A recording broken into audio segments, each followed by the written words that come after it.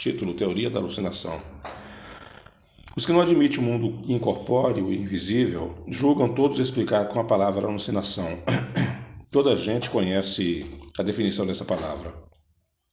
Ela exprime o erro, a ilusão de uma pessoa que julga ter percepções que realmente não tem. Origina-se do latim hallucinare, errar, que vem de ad lucem, mas que saibamos, o sábio ainda não apresentar a razão fisiológica desse fato. Não tendo a ótica e a fisiologia, ao que parece, mais segredo que eles, como é que ainda não explicaram a natureza e a origem das imagens que se mostram ao espírito em dadas circunstâncias? Tudo querem explicar pelas leis da matéria. Seja, forneçam então, com o auxílio dessas leis, uma teoria boa ou má de alucinação. Sempre será uma explicação. A causa dos sonhos nunca a ciência a revelou. Atribui-os a um efeito da imaginação. Mas não nos diz que é a imaginação, nem como esta produz a imagem tão clara e tão nítida que às vezes nos aparecem. Consiste isto em explicar uma coisa que não é conhecida por outra que ainda o é menos. A questão permanece de pé. Dizem ser uma recordação das preocupações da véspera. Porém, mesmo que se admita essa solução que não é, ainda restaria saber qual o espelho mágico que conserva assim a impressão das coisas. Como se explicarão, sobretudo, essas visões de coisas reais que a pessoa nunca viu no estado de vigília e nas quais jamais sequer pensou? Só o Espiritismo nos podia dar a chave desse estranho fenômeno, que passa despercebido por causa de sua mesma vulgaridade, como sucede com todas as maravilhas da natureza que calcamos aos pés. Os sábios desdenharam de ocupar-se com a alucinação. Quer seja real, quer não, ela constitui um fenômeno que a fisiologia tem que se mostrar capaz de explicar, sob pena de confessar a sua insuficiência. Se um dia algum sábio se abalançar a dar nesse fenômeno não uma definição, entendamos-los bem, mas uma explicação fisiológica, veremos que a sua teoria resolve todos os casos, sobretudo que ele não omita os fatos comuns de aparições de pessoas no momento que morreram. Que diga onde vem a consciência da aparição com a morte da pessoa.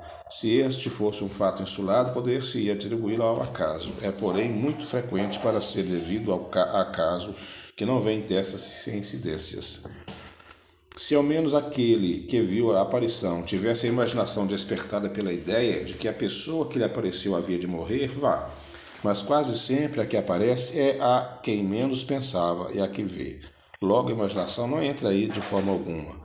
Ainda menos se pode explicar pela imaginação as circunstâncias que nenhuma ideia se tem, em que se deu a morte da pessoa que aparece. Dirão porventura os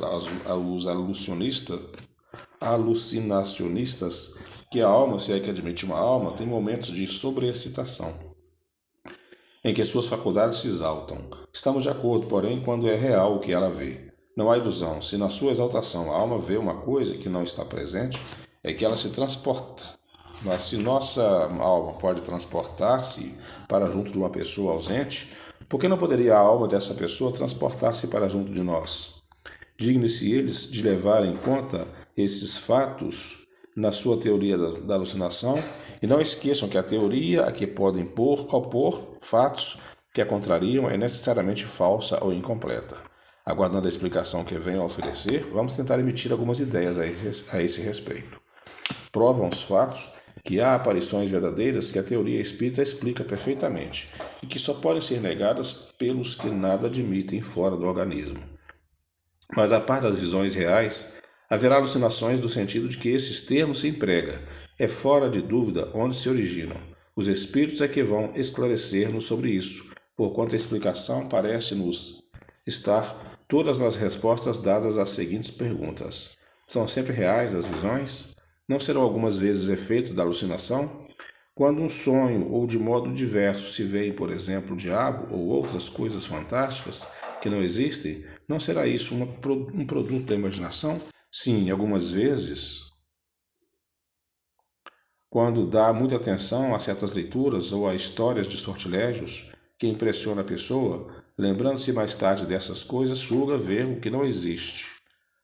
Mas também já temos dito que o espírito, sob o seu envoltório, seu imaterial, pode tomar todas as espécies de forma para se manifestar. Pode, pois, um espírito zombeteiro aparecer com chifres e garras, se assim lhe aprouver. para se divertir à custa da credulidade daquele que vê. Do mesmo modo que um espírito pode bem mostrar-se com asas e com uma figura radiosa. Poder-se-ão considerar como aparições as figuras de outras imagens que se apresentam a certas pessoas, quando estão meio adormecidas ou quando apenas fecham os olhos? Desde que os sentidos entram em torpor, o espírito se desprende e pode ver longe ou perto aquilo que lhe não seria possível ver com os olhos. Muito frequentes, tais imagens são visões, mas também podem ser o efeito das impressões que a vista de certos objetos deixa no cérebro, que eles conservam os vestígios como conserva os dos sons.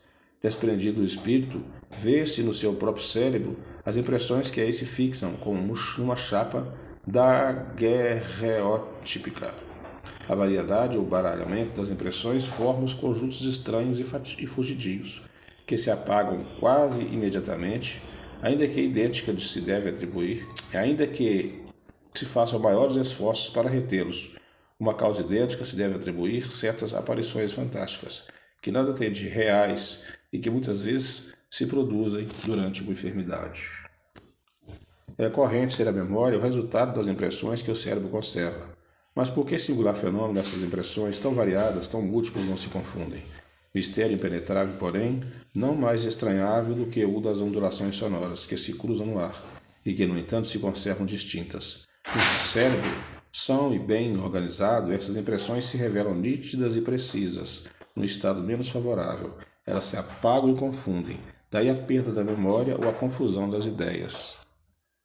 Ainda menos extraordinário parecerá isso se admitir, como se admite em frenologia, uma destinação especial a cada parte e até a cada fibra do cérebro.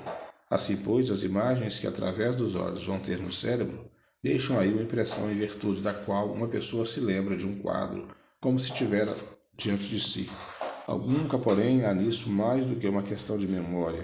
Ora, em certos estados de emancipação, a alma vê o que está no cérebro, onde torna a encontrar aquelas imagens, sobretudo as que mais os chocaram, segundo a natureza das preocupações ou as disposições do espírito.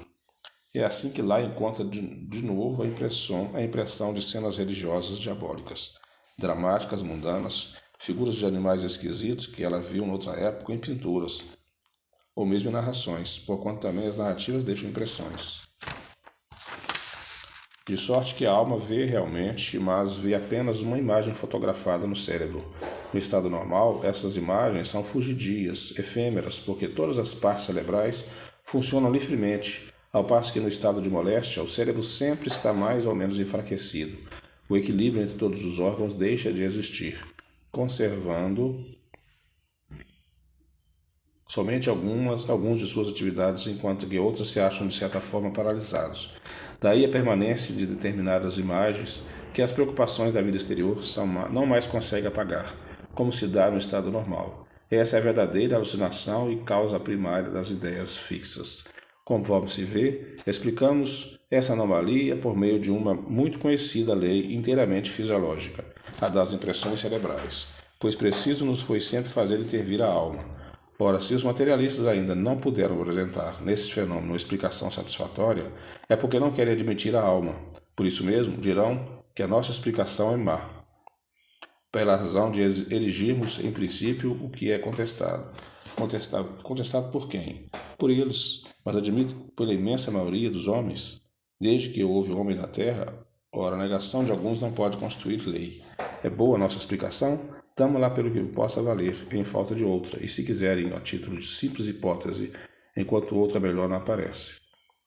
Qual ela é, dá a razão de ser de todos os casos de visão? Certamente que não. Contudo, desafiamos todos os fisiologistas que apresentem uma que abranja todos os casos, porquanto nenhum dão quando pronunciam as palavras sacramentais sobre a excitação e a exaltação. Assim sendo, desde que todas as teorias da alucinação se mostram incapazes de explicar os fatos, é que alguma coisa há que não a alucinação propriamente dita. Seria falsa a nossa teoria se a aplicássemos a todos os casos de visão, pois que alguns a contraditariam. É legítimo se restringida a alguns efeitos.